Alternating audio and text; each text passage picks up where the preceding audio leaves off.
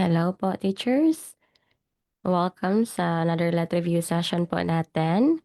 This is Teacher Reg. So we'll have another let review session po. This is episode 10 ng General Education. So we'll rationalize 30 items under Gen Ed. Before tayo mag-start, no, you may mention your friends. You may tag them and kindly share this live po para ma-notify yung mga friends ninyo na nag-start na yung live natin. Okay, sige. Hintayin natin ng konti yung iba to join. Ilang days na lang po, ano? Board exam na po. Mix na yung emotions dyan. Kinakabahan, excited, masaya, nalungkot. Ano pang emosyon? Valid po yan ha, and normal po yung mga emotions ninyo. Mahalaga itong board exam, kaya nararamdaman mo yan. Mahalaga kasi ito para sa'yo, di ba? Ayan na, minimension na nila yung mga friends nila sa comment section. That is nice. Sabay-sabay tayong mag-review, no? I-mention yung mga kaibigan. Sige. So anyway, this session naman po ay recorded and uploaded sa YouTube channel. So if ever hindi maka-join sa live, it's okay. Pwede po yung panoorin yung session sa YouTube. Okay? Sige na, let's start with question number 1. Which field is concerned with the study of human behavior? A. Philosophy, B. Morality, C. Psychology, or D. Ethics? Pag-study of human behavior, yan ay tinatawag nating psychology. Letter C, no? The scientific study of mind and behavior. Asan na yan? Psychology includes the study of conscious and pati na din yung unconscious na phenomena, including feelings and thoughts. It is an academic discipline of immense scope. Immense scope talaga, no? Napakalawak even nga until ngayon. Continuous pa yung pag-study sa human brain, no? Sa human mind. Crossing the boundaries between the natural and social sciences. Next, number 2, who is the author known by the pen name blank, who wrote The Last Leaf and The Gift of the Magi? The Last Leaf and The Gift of the Magi. Pen name niya. Ano po ang pen name niya? Ang sumulat nito si William Sidney Porter, right? Ang tanong, yung pen name niya or yung pseudonym na ginamit niya, siya po si O. Henry. Siya po si O. Henry, okay? O. Henry, very good. Letter D, O. Henry. Ang gagaling. Lagyan niyo po ng numbers, teachers, and then the letter of your choice. Okay? Lagyan niyo ng number, and then the letter of your choice. So, number 2 pa lang, no? Number 2. O. Henry, very good. Sino ang sumulat ng Iliad and yung Odyssey? The Iliad. Tapos yung The Odyssey. Si Homer. Okay? Si Homer. The mythical geographer, no? Ano naman ang sinulat ni Miguel de Cervantes na tinatanong po sa let? Miguel de Cervantes. Kilala ba din natin si George Eliot? I think nasa episode 1 ata or episode 3. Hanapin niyo po sa channel yung mga episode ng Gen Ed. Napag-usapan po itong mga masterworks of the world sa literature, yung mga author, and then pati yung mga akda po nila, no?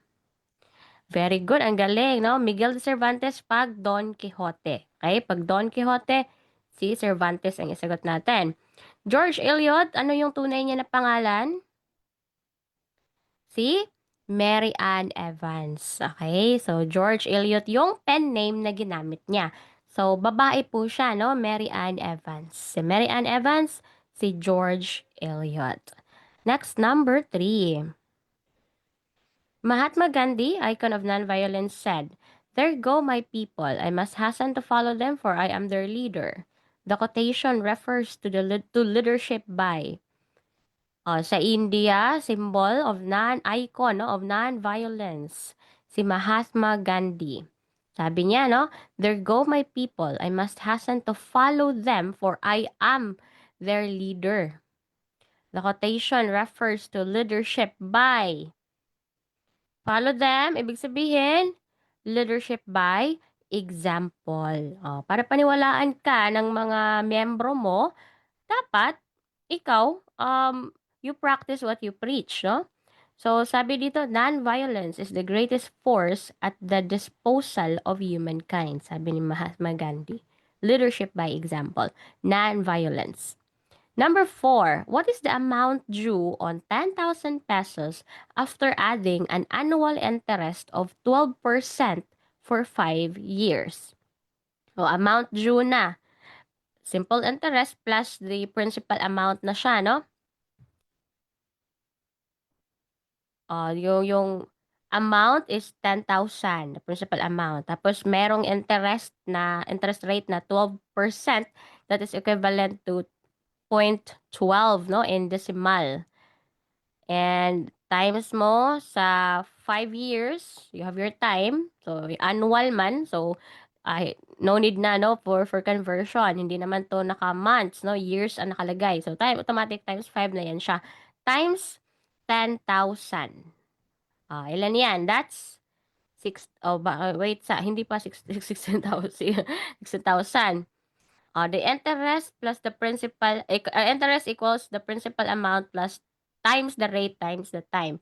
So, you have your principal amount na 10,000 times the rate na 0.12 times time na 5 years, that is your 6,000.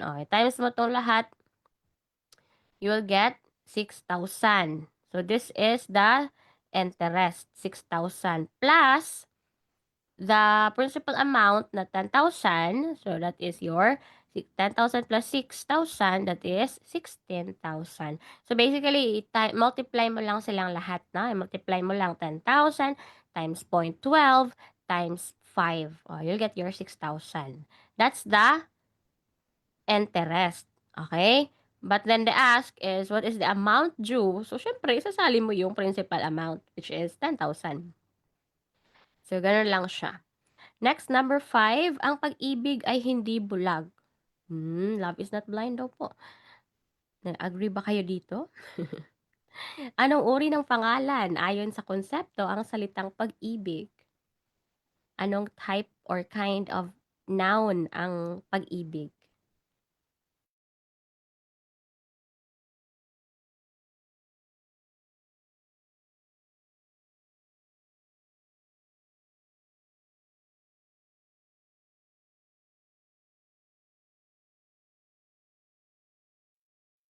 Pag-ibig ay pangalang basal, correct. Ano yung pangalang basal?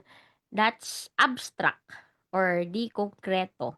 'Di ba hindi mo naman nahahawakan physically ang pag-ibig, 'no? So, ang pangalang basal or di konkreto or yung mga abstract nouns, ito ay tumutukoy sa mga bagay na walang pisikal na katangian at hindi nagagamit ang limang pandama o five senses. So, it's not tangible, no? Kadalasan, ito ay mga konsepto na nasa isip. Pag-ibig, katarungan, kalayaan, katapatan, o yan, no? Halimbawa, ano pa, friendship, dream, hope, justice, love, yan yun ay mga pangalang basal or abstract nouns. On the other hand, we have pangalang tahas. Ito naman yung mga konkreto, mga concrete nouns. Ito ay ngalan ng mga bagay na nakikita, nalalasahan, nahahawakan, naririnig o naaamoy, nape-perceive po ng ating senses. Nagagamit yung senses natin. Halimbawa, laptop, lapis, mangga, upuan. Yan yung mga pangalang tahas or concrete. Ang tanong dito, ang pag-ibig, hindi po siya physical na bagay. It is a concept. So, therefore, that is a basal na noun or abstract. Alright, let's proceed to number 6. Anong teorya ng wika? Ito po, teachers. I hope na-memorize niyo na itong mga teorya ng wika kasi ito ay paboritong-paborito po ito ng LET sa Gen Ed and especially sa mga Filipino majors.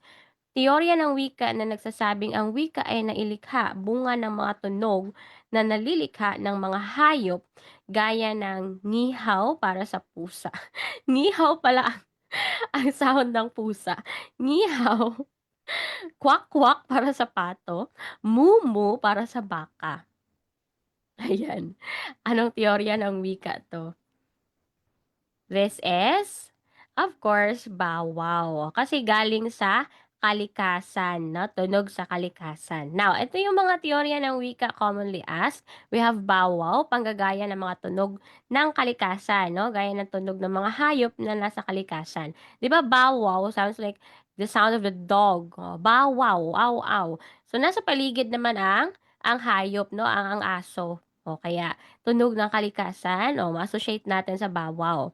And then we have teoryang pupo. Ang pupo naman po 'pag masidhing damdamin, nag-i-express ng masidhing damdamin 'no, pupo, oh, ayan.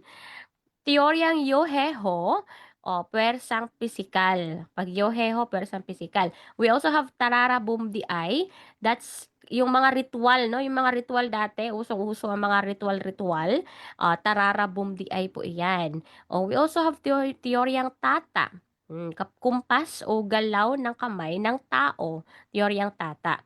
Teoryang ding-dong. Ding-dong dong, digi-digi-dong. Ang ding-dong ay bagay na likha ng tao. Isipin mo na lang yung doorbell, 'di ba, ding-dong, yung doorbell ay gawa ng tao, so bagay na likha ng tao. Kumakalansing ang mga barya. Anong teorya ng wika 'yan? Yung kumakalansing yung mga barya po, mga coins, gawa ng tao. So, mabilang pa rin siya sa teoryang dingdong. Okay, teoryang lala, mayroon ding lala 'no, romansa, 'yan. Lala, lala, romansa. Teoryang mama, pinakamadaling pantig ng mahalagang bagay. Madali lang kasi sabihin 'no, mama. 'Yan yung commonly na unang mabigkas ng mga sanggol. Teoryang singsong, paglalaro, pagtawa, pagbulong sa sarili, panliligaw at iba pang mga bulalas emotional. That is singsong. Ay meron pang yo-he-ho, wait, not yo-he-ho, hey-yo pala. Teoryang Heyo, tunog na nagpapakilala ng pagkakikilanlan at pagkakabilang. Meron ding teoryang kuku, 'yan. So, sa mga sanggol 'no, kuku, kukumelon. Teoryang yam-yam, mga pagkumpas sa alinmang bagay na nangangailangan ng aksyon. Meron ding bubble-lucky, walang kahulugan 'no, na ibulalas lang ng tao, bubble-lucky. Teoryang hokus-pokus, ito naman po ay, related sa religion 'no or sa mga magic, 'yan, mahikal o relihiyong aspeto ng pamumuhay ng ating mga ninuno, bulong, puwera, usog. Teoryang Eureka, sadyang inimbento ang wika 'no, inimbento talaga ang wika, that's teoryang Eureka, nadiskubre talaga siya. Biblikal na pinagmulan ng wika lungsod ni Babel, yung Tore ni Babel. So, pagbabasihan naman po sa Bible, Genesis 11, chapters 1 to 9. Okay, so ito yung mga teorya ng wika na pagatandaan po natin, teachers. Let's proceed to number 7. A mother wants to have two children, both girls. Yan. Find the probability that both children will be girls. Gusto ng mama, mga anak niya, puro babae. Find the probability that both children will be girls. So, ilan lahat ang possible? Kasi sa unang panganak niya, pwedeng babae, pwedeng lalaki. Pangalawang panganak niya, pwedeng babae, pwedeng lalaki. Ilan ang probability that both children will be girls? Yung dalawang anak ay magiging girls. Number 7.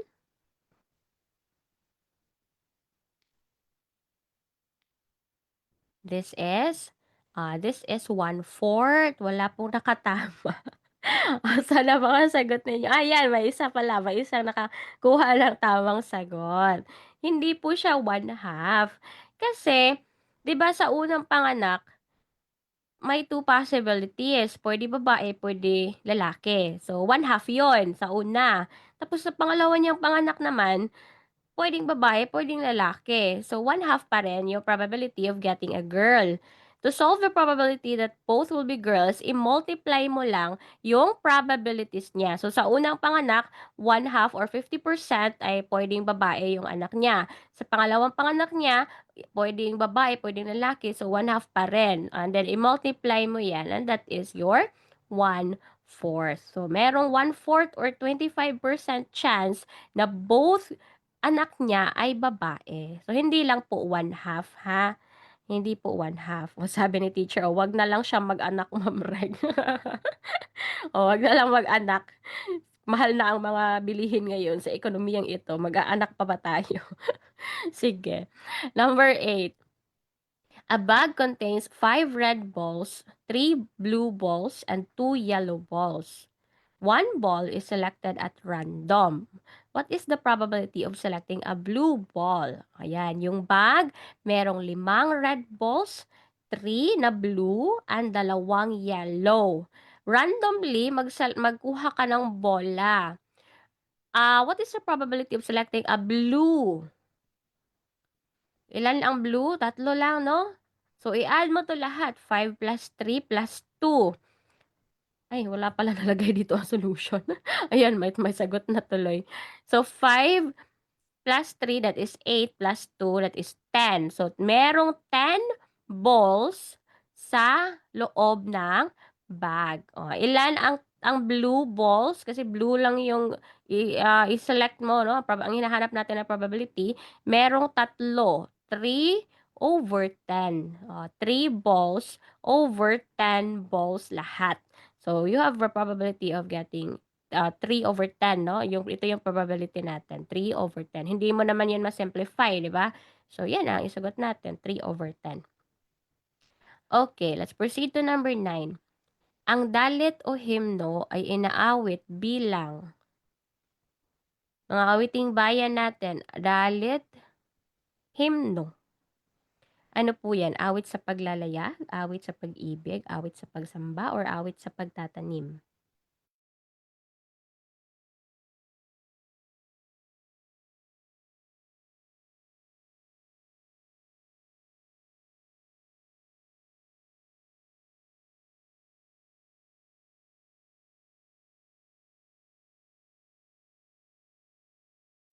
Okay, pagdalit o himno, that is awit ng pagsamba. So, related po sa mga awitin sa simbahan, no? Dalit o himno. Okay, marami-rami itong mga awiting bayan. So, you may screenshot this one, you may take down notes, no? Pwede po, especially sa mga Filipino majors natin out there. Itong mga awiting bayan, paborito po ito, ano? Uyayi, awit sa pagpapatulog upang heli sa bata. An-anoy, awitin ng mga magsasaka habang sila'y gumagawa ng pilapil sa bukirin. Ayuwing, o pagkabyaw ng tubo. Dailing naman, pagdiriwang ng mga pesta. Jonna, ito po, tinatanong to, awit sa panliligaw o kasalan. Dalit o himno, pagpupuri o pagsamba, ito ang pinakamatandang awit sa pagdalangin sa Birhen. O dungaw naman po, kalungkutan o pagdurusa. Yan. Ihiman, awiting bayan sa mga kasalan ng katutubo. Meron ding suliranin. Ito, tandaan natin ito, suliranin. Awit sa paggaod ng bangka. O a boat song, yan, suliranin po yan. We have talindaw o pamamangka pa rin, no? Parehas sila. Talindaw, awit sa pamamangka. Ito specific lang siya, no? Paggaod ng bangka ang suliranin. Kalusan naman po, yan ay isang uri ng lundawit o awit sa lunday. Bangka pa rin siya, related pa rin siya sa boat. Kumintang, yung awit sa pakikidigma. Yan. Ito ay awit sa pakikidigma. Ang pag-ibig kasi specific siya sa kundiman, no? Tagumpay, awit sa paggawi sa digmaan, and then indulanin at kutang, awit sa lansangan, gaya ng mga lasing. May mga awit pala sila. Ang awiting bayan po, no, nagpapakita ng kultura, pamumuhay, paniniwala at damdamin ng ating mga ninuno. So we also have here, so marami-rami 'tong mga awiting ito 'no. Hiliraw at Panambat, awit sa inuman. Oh, sana all may awitin pala 'tong inuman na 'to. Ayan. Kundiman or Balitaw, awit sa pag-ibig. Saluma, Tikam, awit ng digmaan. We have Maluway also, awit sa sama-samang paggawa. Mayika, awit sa paggabi ng mga igorote. So, makikita talaga natin 'no, sa kultura natin, mahilig na talaga sa musika ang ating mga ninuno. O kaya nga even up until ngayon, kahit anong okasyon po, mayroon talagang music, 'di ba? Basta may mga handaan sa kahit sa baryo or sa urban areas, basta may birthday, may kasal, may, kung ano-ano pa yang mga okasyon. Meron talagang videoke, meron talagang sounds, oo, may music talaga 'no, kasi parang ang lungkot ng okasyon kapag may handaan sa inyo 'no, may lechon, may mga maraming pagkain, tapos walang music, 'di ba, parang ang lungkot. So, nakagawian na natin, mga Pilipino na meron talagang music 'no, meron talagang videoke hanggang hanggang madaling araw pa 'yan 'no, yung videoke na 'yan. So, nasa kultura na talaga natin 'no, makikita natin dito ang dami palang awiting bayan 'no. Panilan, ayan inaawit sa pagkuha ng bahay pukyutan. Papag, inaawit 'pag may bayuhan ng palay. Salagintok, awit sa pakikipagkaibigan, pati pakikipagkaibigan may awitan din siya. Sambutani, awit sa tagumpay. Umbay, awit sa paglilibing. Meron din 'no, sa paglilibing. Pamulinawin, awitin ng mga katutubong Ilokano. Bansal, pagatin on sikip. O ayan, mga awit ng kasalanan sa Pangasinan. Holo-harlo, awit sa pagheli ng bata, may pagkatulad sa uyayi. So, medyo marami-raming mga awitin. Okay, sige. O, sabi dito ni Teacher Yago 'no, suliranin, pagsasagwan, okey, sa bangka pa rin 'no, paggaod ng bangka, pagsasagwan. Yes, may bagong RA mga Republic Act. Yes, I think I've mentioned this 'no, sa previous natin na session sa Prof Ed, yung bagong RA 12322, 'di ba, na-mention po natin 'yan. Baka maitanong siya 'no, kasi recent lang siya na naging batas, Republic Act 12322. So, hindi na po mandatory ang spiral progression. So, mas nagkaroon ng flexibility ang mga teachers, magdepende kung ano yung needs ng mga estudyante niya. Hindi po natanggal ang spiral progression ha, hindi na lang siya, legal na talagang mandatory. So, puwede siyang naging ano ni teacher, depending on the context. Kasi iba-iba naman kasi talaga ang need ng mga estudyante natin sa iba't ibang lugar. 'Yan. So, I've mentioned that 'no, sa previous natin na live sa Prof Ed, yung panibagong Republic Act. So, tandaan po ninyo 'yan. Next, number 10, nais ng guro na magbigay ng halimbawa ng awiting ginagamit sa pagluluksa. O alin ang tamang halimbawa? Pagluluksa. Sa grading system, mayroon din pong bago 'no, especially din sa description, go back to our previous na sessions.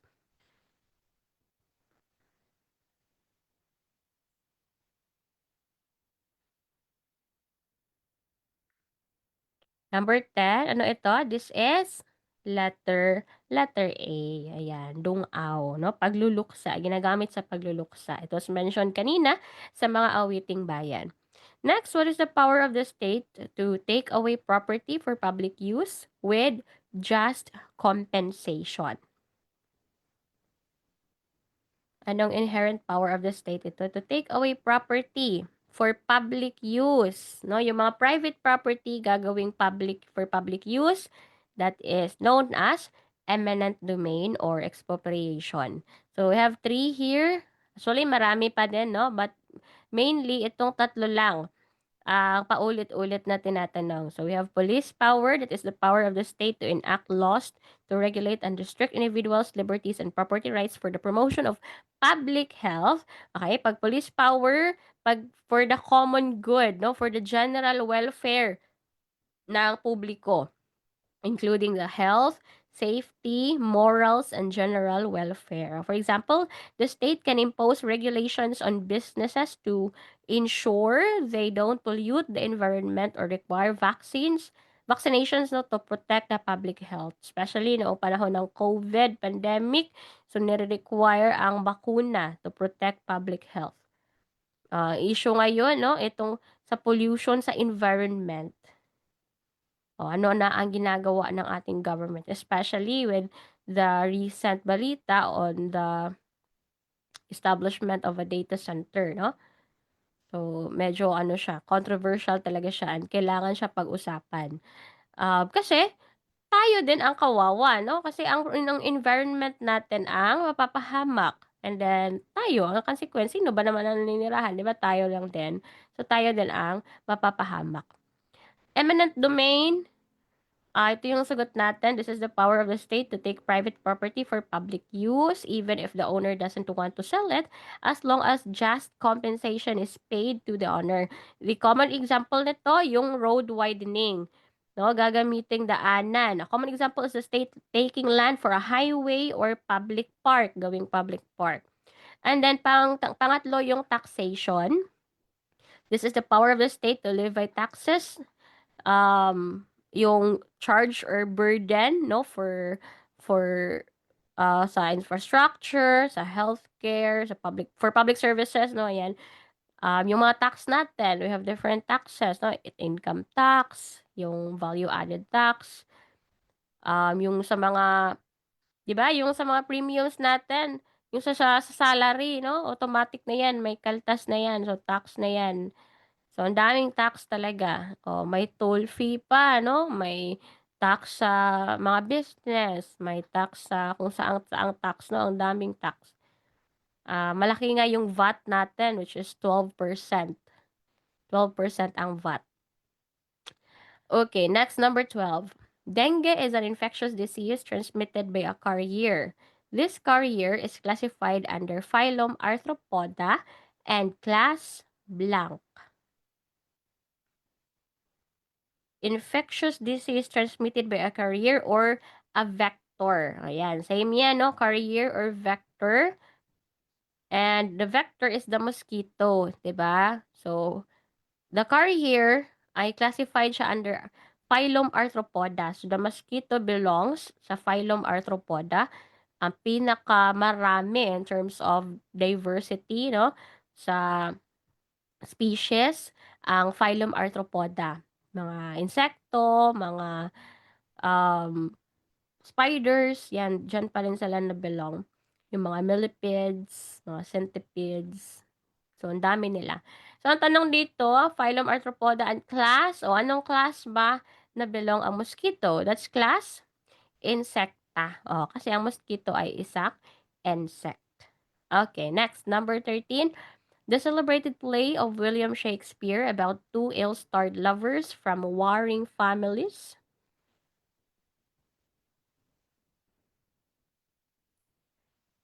Two ill-starred lovers from warring families.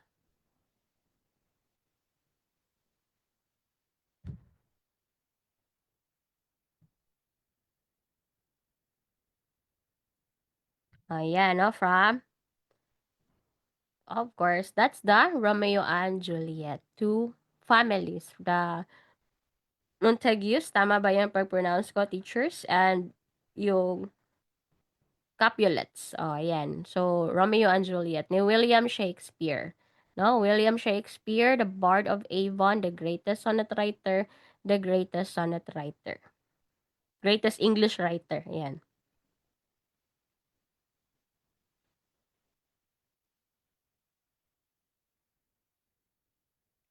Next, number 14. A painter can finish painting 30 desks in 6 hours. How many desks can be painted from 7 a.m. to 12 noon?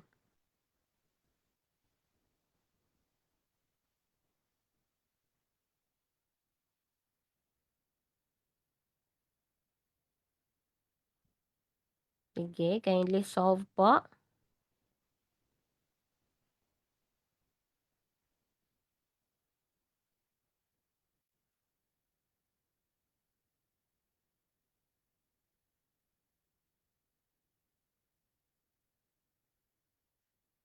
Number 14. Na-solve na po ba, teachers?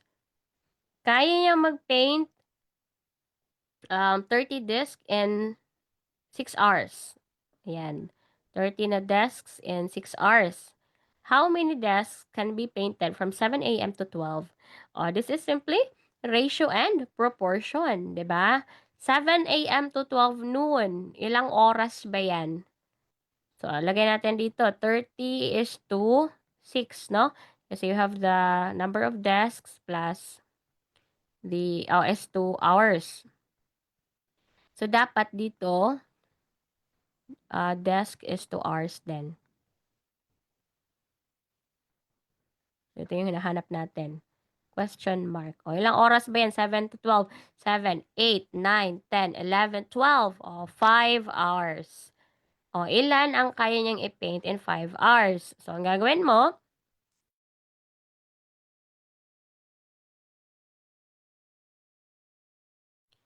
okay, 30 times 5, that is 150. No? 30 times 5, 150. Divided by 6, that is 25. That is letter B. Okay?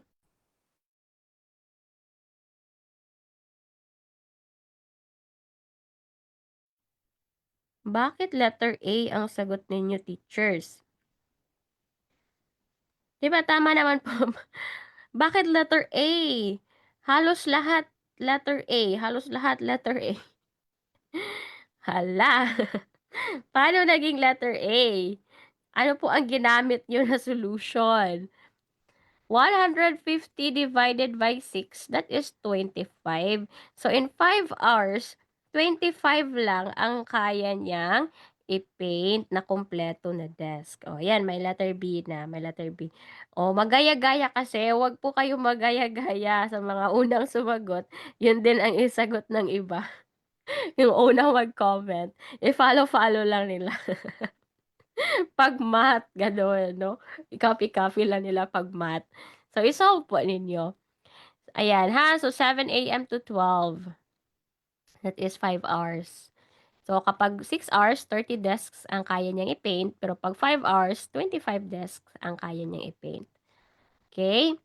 Next, who was the last Spanish Governor General of the Philippines?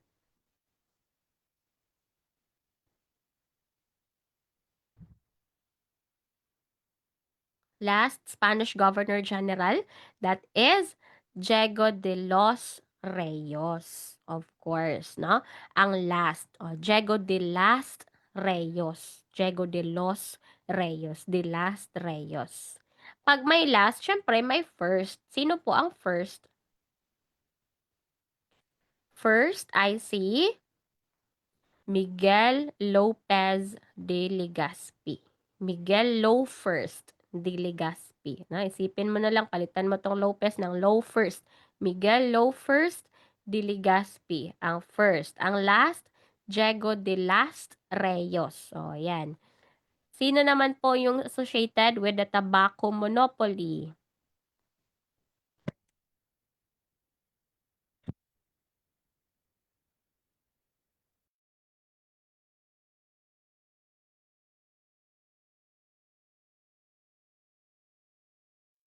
That's Basco. Okay? Pag tobacco monopoly, Jose Basco.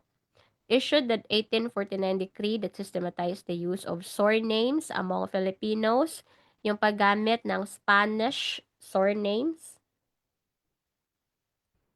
Surnames, that is Claveria. Okay? Pag decree that systematized the use of surnames, the Spanish surnames, Narciso Claveria. Liberal Governor General became known for his relatively liberal policies and was initially welcomed by Filipino reformists. Liberal policies, also known as the most loved Governor General. Most loved because of his liberal policies, si Carlos Maria de la Torre. Okay? De la Torre. Moira de la Torre. Mga loved songs. Most loved Governor Generals. Who succeeded Carlos Maria de la Torre and adopted a more conservative approach to colonial administration? Sino naman po, no, ang pumalit kay Carlos Maria de la Torre? This is Izquierdo, okay? Rafael de Izquierdo.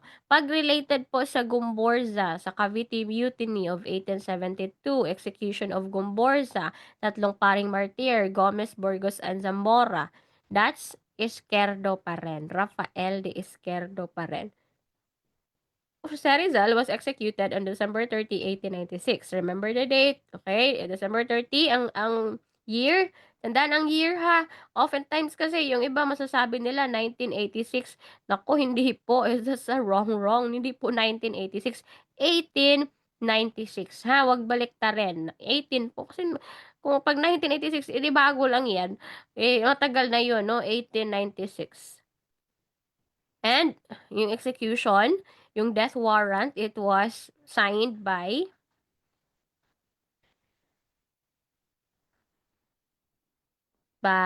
Polavieja. Okay? So, si Camelo Polavieja na ito. P, no? P, patay kay Rizal. P, Polavieja.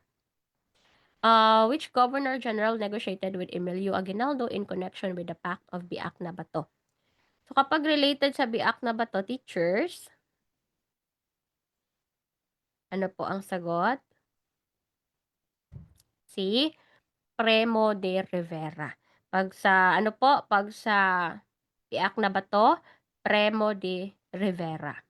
Last Spanish Governor General, ang last ay si Diego de los Reyes. Ang first ay si Miguel Lopez de Legazpi. Sino naman po yung nagpa-deport kay Rizal sa Dapitan or exile of Rizal? Si Dispuhol po iyon, no? Hindi po nalagay dito. Kapag deportation, exile of Rizal sa dapitan, no? Dapitan, Dispuhol. Number 16. During what part of the day is carbon dioxide released in plants? Di ba yung carbon dioxide, inaabsorb yan ng mga plants, no? That's a raw material for photosynthesis. But then, since nag-use up din sila ng oxygen for respiration, nagre-release din sila ng carbon dioxide as a waste product. Pero kaunti nga lang. So, nagre-release sila kailan? Okay, yung mga plants, kailan? Sa gabi. Okay? So, in the evening, syempre walang photosynthesis kasi wala naman pong sunlight. So, nagre-release sila ng carbon dioxide sa gabi. The greatest number of storm casualties during the Super Typhoon Yolanda was caused by Super Typhoon Yolanda.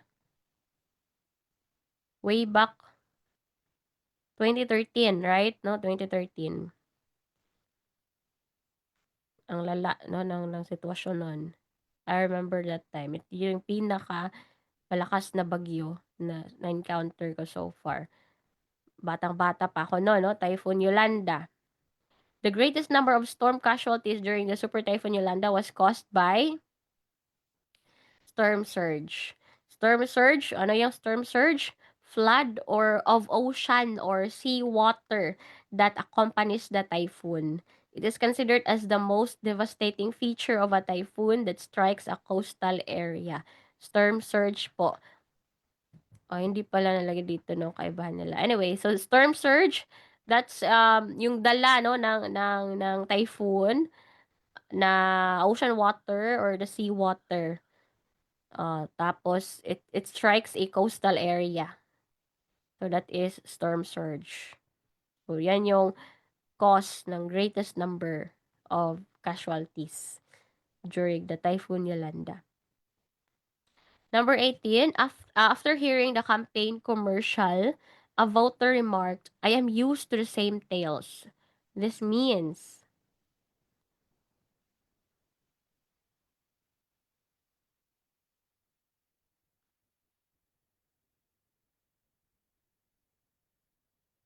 sige, naging fruit salad na ang mga sagot ng taong bayan sa comment section. Mula kanina, no? Item number.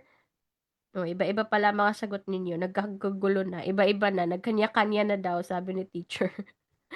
Okay, so I am used to the same tales. Ibig sabihin, walang bago. There is nothing new in the story. Very good. Letter B, walang bago. Next, 19. A substantiated explanation supported by repeated testing. Ano tawag natin dyan? A well-substantiated explanation. Tapos, supported no, by repeated testing. Is it scientific law, scientific theory, hypothesis, or assumption? Well-substantiated explanation, repeated testing, that is theory. Okay, theory po iyan. Okay, theory, scientific theory. Ma-theory lang po siya, no? Dapat mayroong substantial evidence. May pieces of evidence na sapat. Kahit pa ulit-ulit, no, na i-test. So, theory po iyan. Magkaiba ang theory and yung law. Ang law, that describes what happens, what, and it is often, pwede natin siyang naging mathematical formula. So, may mathematical formula tayo. For example, the second law of motion. So, sa force naman, equals mass times acceleration. Yung E equals mc squared ni Einstein. No, the laws of motion, the law of universal gravitation, the law of um, conservation of energy, law of conservation of mass, kung ano pang mga laws, no? The laws of planetary motion. So, it describes what happens, what. Ang theory, why or how. The theory of evolution, the Big Bang theory, yan. So, it explains why or how it happens. And, again, before siya maging theory, dapat repeated testing, no? May substantial evidence na nagpapatunay. So, sa evolution, may ebidensya, no? Yung Big Bang theory, we have evidence also. So, iba ang theory sa law. Again, pag more on explanation as to why or how it happens, that's a theory. But if it describes what happens, that's a law. Okay? Next, number 20. What ensures that scientific findings are credible and can be repeated?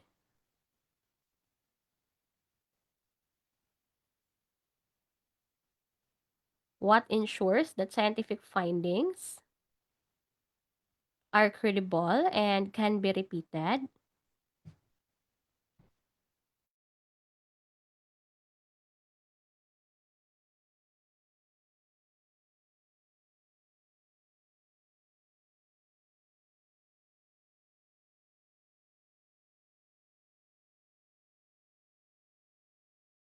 Okay, that is letter C, no? Replicability. Sabi dito, what ensures that the scientific findings ay credible siya and pwede siya maulit, repeated. Ito yung word natin, no?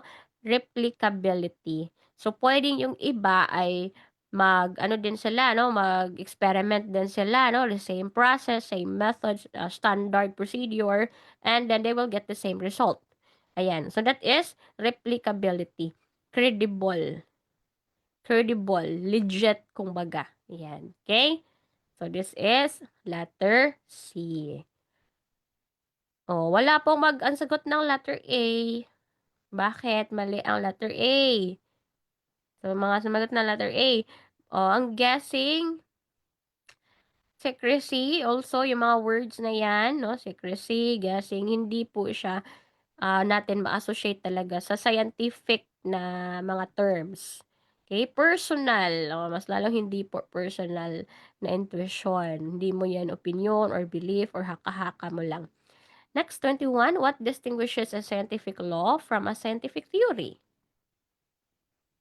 Ano ang kaibahan ng law and theory? What distinguishes the law from a theory? That's okay.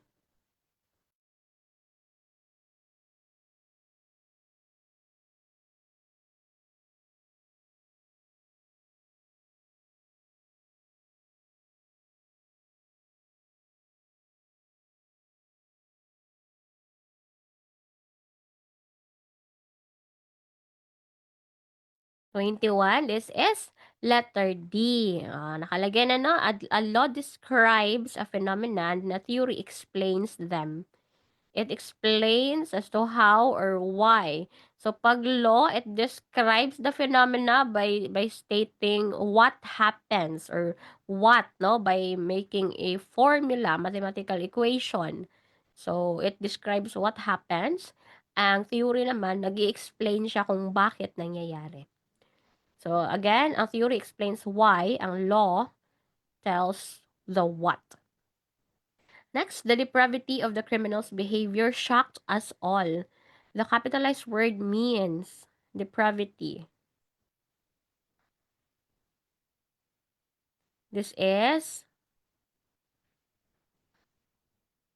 letter D, viciousness, viciousness. Moral corruption or wickedness. Yung grabe, yung kaniyang ginawang crime. So, yung behavior niya, very wicked. A tale of wickedness and depravity. Vicious, very vicious. Viciousness.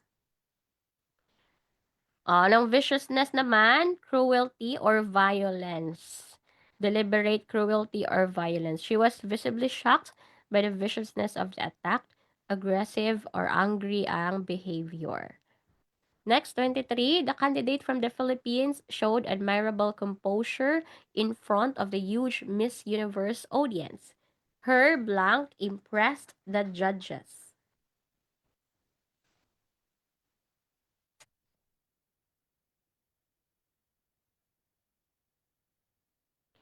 Her, syempre, hindi ka mag-answer ng nervousness. Ma-impress ba ang judges pag nininervyos ka? No. Agitation then is also negative. Is it B or C? Teachers, dito, ang tanatanong dito ay related sa alam mo ng mga vocabulary terms. So, syempre, ang sagot mo ng mga words diyan, yung hindi common, and that is a plum. No? Hindi siya common na ginagamit. Yan yung technique, no, sa pagsagot kapag mga vocabulary na siya na terms ang related ang tanong. So, a plum is meaning self-confidence or assurance, especially when a demanding situation.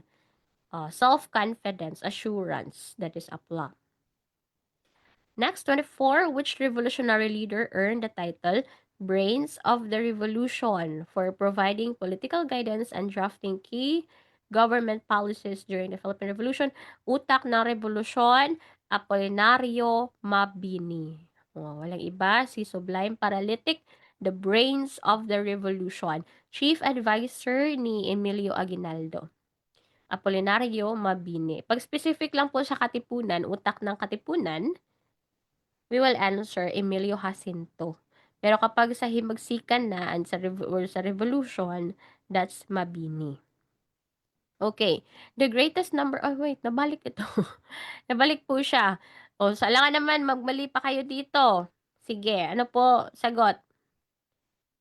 Ano sagot sa 25?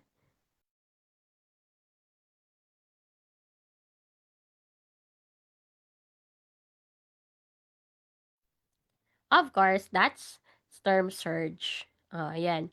Dito pala siya nalagay. Kaya ako kanina nagtaka ko, hindi pala siya nalagay. So, dito pala siya nalagay ang storm surge at ang tsunami. Kaibahan nila. So, ang storm surge, yan yung tinatawag nating daluyong ng bagyo. Eto, daluyong ng bagyo. Sanhi ito ng malakas na hangin dahil sa pagbaba ng pressure, no, sa mata ng bagyo na nagtutulak sa tubig dagat dahilan upang ito ay maipon at tumaas kaya pangkaraniwang taas ng tubig patungo sa coastal area or sa mga baybayin. Ang tsunami naman, ito ay seismic sea wave, serye ng malalaking alon. So hindi lang siya isa, no, na malaking alon. It's a series of mga um, malalaking alon. Ayan. The reason, nilikha ng pangyayari sa ilalim ng tubig tulad ng lindol, pagguho ng lupa, or pagsabog ng bulkan, or maliit na bulalakaw. So, it can cause a tsunami. Alright, sige, next, number 26. Kailangan kong magsikap blank mabuti sa pag-aaral para sa aking mga magulang. Kailangan kong magsikap blank mabuti.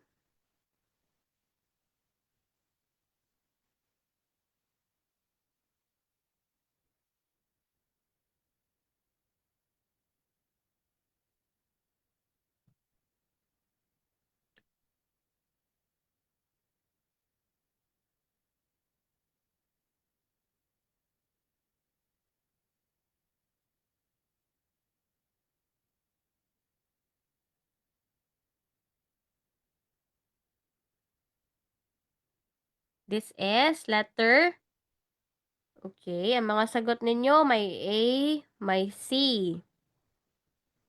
This is letter A. Ang daming naligwak, no? Ang dami kasing pumili ng letter C, which is wrong. Pero may mga kokonti pa lang, may kokonti pa lang pumili ng letter A. So, correct po kayo mga sumagot ng letter A. Ayan na.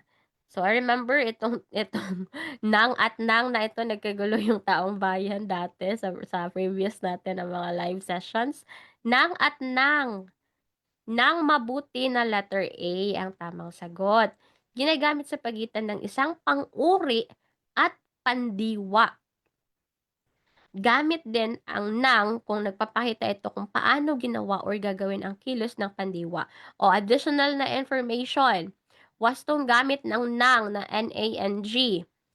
Ibang salita sa noong or when, no? Nang isilang ka sa mundong ito.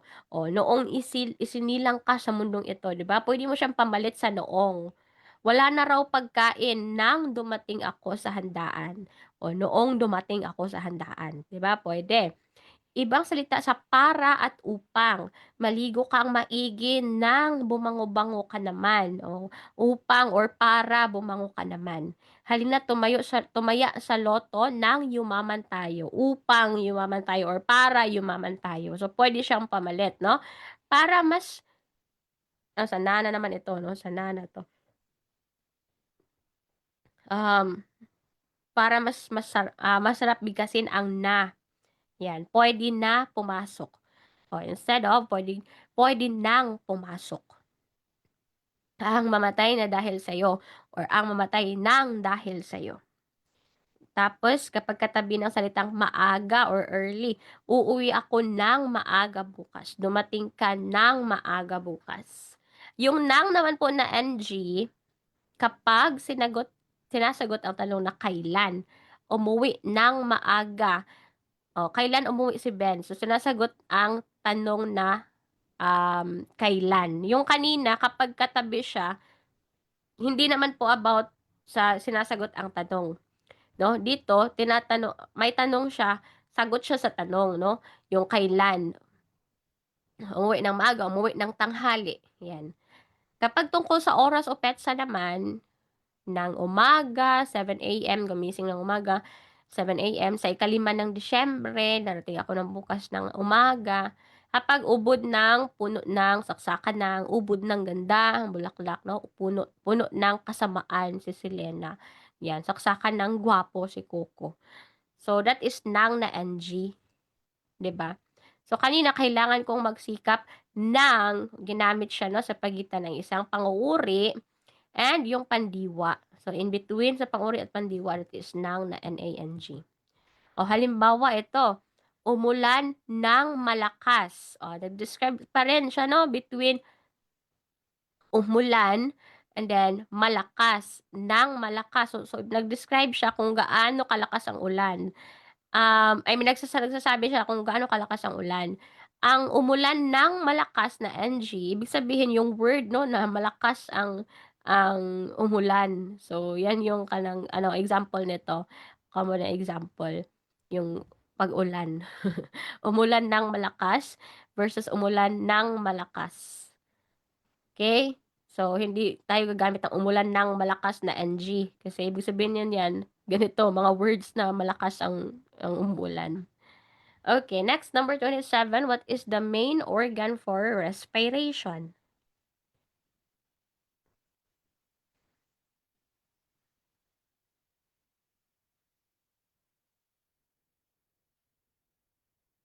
That's the lungs. Pag main organ for respiration is sagot, lungs.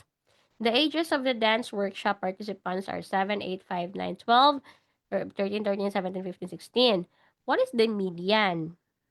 Ang median, di ba, ang 50th percentile or the middle number. Ang gagawin mo, i-arrange mo pa yan from smallest to largest. O, i-arrange mo siya. So, pag i-arrange mo, mauuna ang 5, followed by 7, 8, 9, 12, 13, 13, 30, 13, 30, dalawang 13 lang pala, 15, 16, 17. O, tapos, you get the middle number. Now, in this case, you have here 1, 2, 3, 4. Ito din, 1, 2, 3, 4. Meron kang dalawang nasa gitna, which is 12 and 13. So, ang gagawin mo lang, i-plus mo sila, tapos i-divide mo sa 2. So, 12 plus 13, that is your 25, no? Tapos, i-divide mo sa 2 and you'll get your 12.5. Therefore, ito yung ating median, 12.5. Next, which of the following causes erosion? Which of the following causes erosion?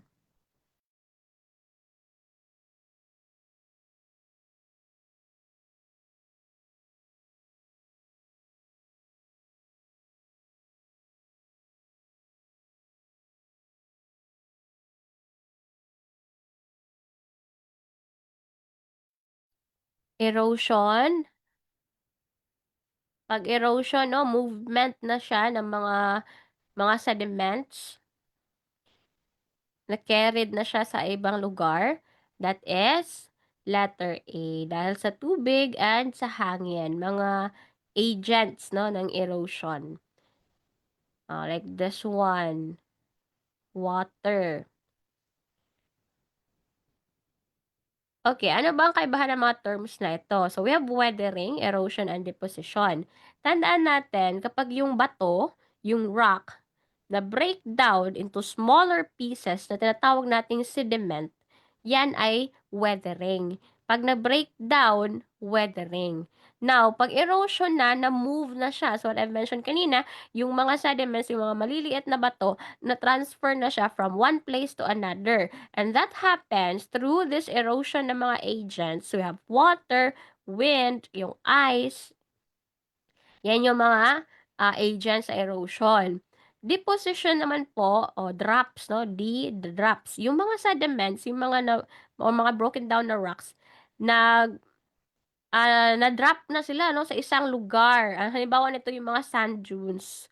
So, nagkumpul-kumpul na sila, no, yung mga nadala na move sa ibang lugar, sa isang lugar, tapos doon na sila accumulate. So, wind can drop sand in a new place to create sand dunes.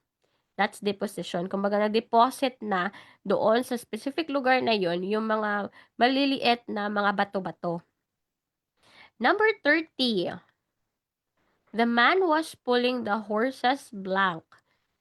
Is it A, na rain, B, rind, C, rain, or D, rain?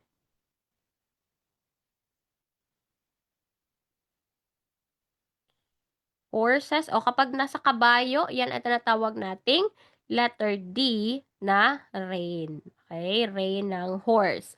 Yung straps attached to a horse bridle used by a rider to steer and control the animal, acting as a direct line of communication between the rider and the horse's mouth. This is the rein of the horse. Okay. Ay, hindi pa pala 230 items. Akala ko 30. Sige, sige. Probably 35 po ito. The fraction halfway between 3, 7, and 4, 7. 6, 7. Wala pala 6, 7. 3, 7 and 4, 7 lang. Pag ganyan po, fraction halfway, isagot natin 1/2. Okay? Pag halfway ng fraction, 1/2 ang sagot. Yung mga midpoint niya. We have here the midpoint formula. X1 plus X2 over 2. So, 3, 7 plus 4, 7 divided by 2. You have your 7, 7 over 2 or 1/2. Ano ang pangalan ng alagang aso ni Rizal? That's brownie, char. Si Usman, si Usman ay kulay black. Itim na aso na madalas niyang kasama tuwing siya ay naglalakad sa tabing lawa sa Laguna. May kumpletong pangalan pa si Usman be, no? Braganza Usman. Laisyo si Usman. Braganza Usman. Okay. Eto naman po 'no, estatwang likha ni Rizal halaw sa kanyang alagang aso. Alam mo ba, habang nasa dapitan si Rizal 'di ba, pina-exile siya, pina-deport siya sa dapitan. Sino yung Governor General again? Dapitan? Despohol, okay? So, habang nasa dapitan siya, isang estatwang yari sa luwad ng ang nilikha ni Jose Rizal na nagpapakita ng paghihigante ng isang ina. Sa naturang obra, ito, nakikita nyo, pinapatay ng isang aso ang buwaya matapos nitong kainin ang kanyang tuta. So pinapakita yung love ng isang ina sa kanyang anak, no? Nag-revenge yung mama na dog, kinagat niya yung buwaya kasi kinain ng buwaya yung kanyang tuta. Ang obrang ito na may tinawag na La Venganza de la Madre ay halaw sa pangyayari kung saan ang tuta ng aso ni Rizal na may pangalang Seria ay kinain ng buwaya. Kasalukuyang nasa National Museum of the Philippines ang orihinal na kopya ng estatwang ito. Next, number 33, which of the following best explains Lamarck's theory of evolution? Lamarck's theory of evolution. Lamarck. Pag sinabi nating evolution, hindi lang si Charles Darwin, no, ang associate natin na pangalan, pati na din si Lamarck.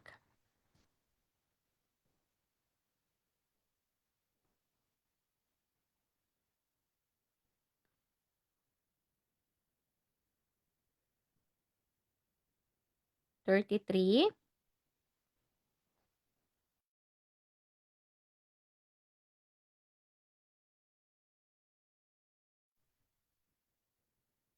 Okay, may nag-C, may nag-D. Ayan na, may nag-B din. Ang correct answer po ay letter D. Traits acquired during an organism's lifetime can be inherited. Kay Lamarck na po iyan. Itong letter C na sinasabi nyo, natural selection, evolution ni Charles Darwin. No? Yung survival of the fittest na coined ni Spencer. So, yung Lamarck's theory, yung law of use and disuse, yung mga traits po na na-acquire during the lifetime ng organism, napapasa niya, namamana ng kanyang mga anak, ng kanyang mga offspring, mai-inherit nila. Okay, wait. Ang common example nito, pag Lamarck's theory of evolution, ma-associate natin sa mga giraffe. O, di ba yung mga giraffe ngayon, ang hahaba ng mga neck nila, yung mga giraffe. So, dati, sabi ni Lamarck, it was explained by Lamarck, na yung mga giraffe, yung mga neck nila ay hindi ganun kataas, mga maliliit lang. But in through time, kailangan nilang mag-adjust, mag-adapt sa environment. Nakas, kaya gradually tumaas yung mga neck nila and then yung traits na yan na mataas yung neck, napasa nila sa kanilang mga anak. And that's why until ngayon, mga giraffe ay mahahaba talaga yung mga neck nila. Okay? And also, tandaan yung use and disuse. Pag hindi po ginamit na ang organs, eventually, mawawala siya. Number 34. Which of these is an example of mimicry in animals? Mimicry. Letter A, is it a chameleon changing its color? No, that's camouflage, no? Hindi yan mimicry. An opossum playing dead. Ito, ginagawa talaga to ng mga opossum. I think may term dyan. Is it thanatosis, I think? Mga opossum. Check natin. Yeah, thanatosis nga, no? Thanatosis playing dead. Para ano sila, common to na behavior ng mga opossum. Nagpatay-patayan sila, no? Para hayaan na lang sila ng mga predator. A penguin having thick blubber for insulation. No, this is not mimicry, no? Mechanism to nila for adaptation sa extreme environment dahil sobrang lamig. Ang letter D, that's the mimicry. A viceroy butterfly resembling a monarch butterfly. gano'n. Copy niya, i-imitate niya, i-copy-copy niya 'no. Ang monarch butterfly, hindi 'to kinakain ng mga, um, ibang mga hayop kasi nakaka-harm sa kanila 'no, may poison siya, poisonous. So, ang ginawa ni viceroy butterfly, kina-copy-copy niya yung itsura ni monarch para hindi din siya galawin ng mga predator, ayun. So, ini-imitate niya. So, that's mimicry. Next, 35, what is the study of animal classification called? Yeah, this is the last number na, sure ako. Study of animal classification, that is what we call taxonomy. So, pag father of modern taxonomy, isagot po natin si Carolus Linnaeus or also known as Carl Lin. Pag ang tanong naman ay classical taxonomy or ancient taxonomy, that is Aristotle naman ang father of ancient or classical taxonomy. Pero pag modern taxonomy, Carolus Linnaeus. Okay? So, ayan. And that ends our session for today. Do not forget not to show your support sa ating YouTube channel. This will be uploaded sa channel po. Kindly comment LPT soon kung may natutunan. And open pa rin yung ating enrollment for the exclusive review group. You may join our private group po sa Facebook. Kindly send a message lamang sa ating FB page na Study with Reg. So that would be all for now, no? Later on, we'll have, ano pa, may live mamaya. Pero for the science majors, no? Sa mga science majors natin dyan, we'll have, ano na, session 32 out of 36. So, ilang konting-konti na lang po talaga. And we'll end na the season. And mag-goodbye na sa inyo. Ilang days na lang, no? Bittersweet yung pamamaalam. Ayan. Okay, so bye-bye everyone. Hello, hello sa mga nag-comment. Ayan, sige, may mga bago pa lang daw. It's okay. This will be uploaded naman po sa ating channel. So do not worry if hindi kayo naka-umpisa. Bye-bye everyone.